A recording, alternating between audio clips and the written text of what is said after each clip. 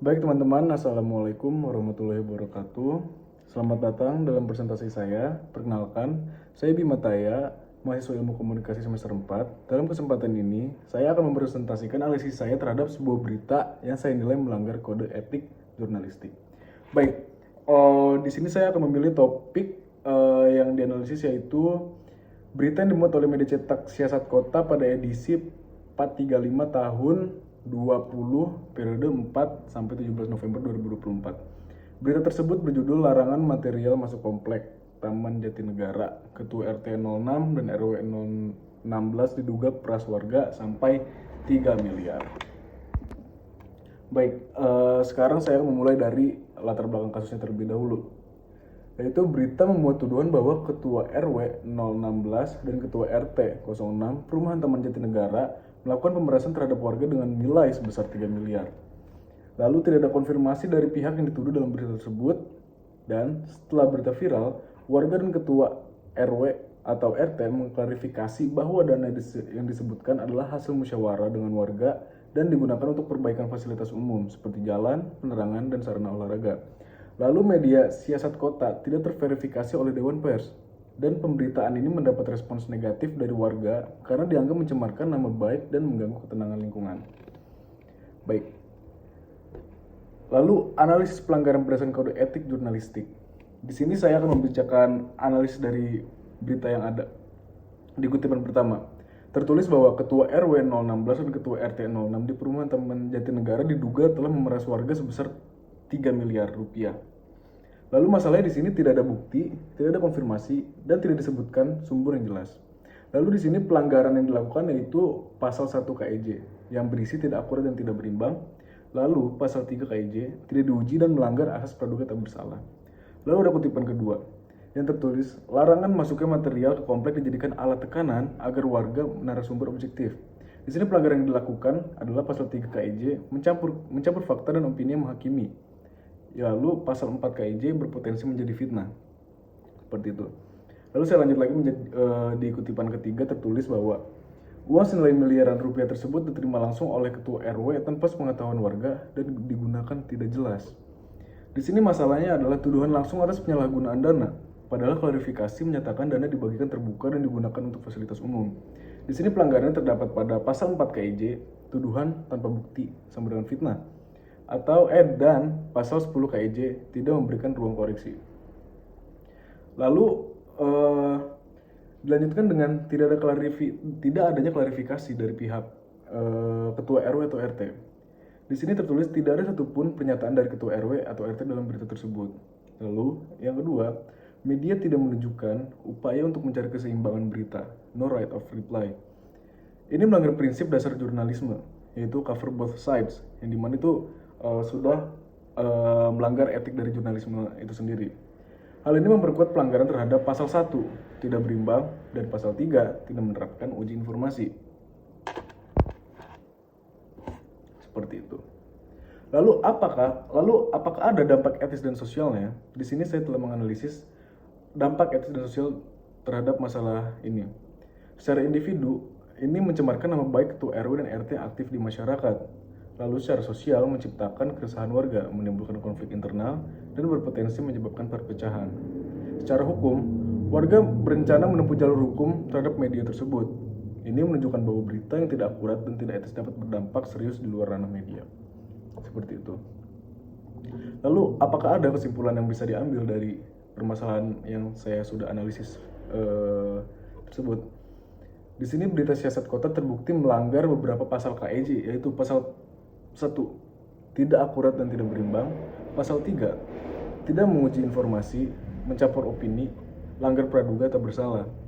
Yang pasal 4, menyebarkan fitnah atau berita yang belum terbukti. Pasal 10, tidak menyediakan hak koreksi dan klarifikasi.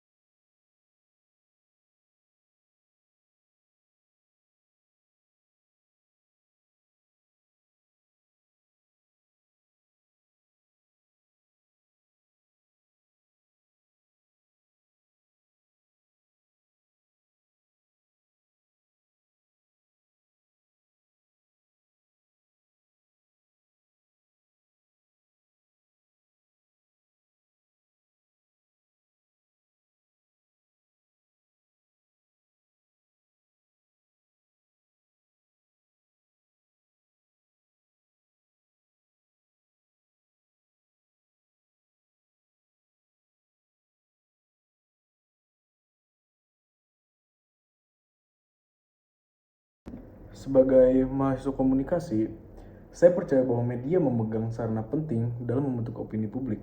Namun, media juga harus tunduk pada etika dan hukum. Tanpa itu, media bisa berubah dari alat penerang menjadi alat penyesat. Seperti itu. Demikian presentasi saya atas analisis yang sudah saya lakukan. Semoga bermanfaat dan menjadi pengingat pentingnya etika dalam komunikasi massa. Terima kasih banyak. Mohon maaf bila ada kekurangan kata. Wassalamualaikum warahmatullahi wabarakatuh.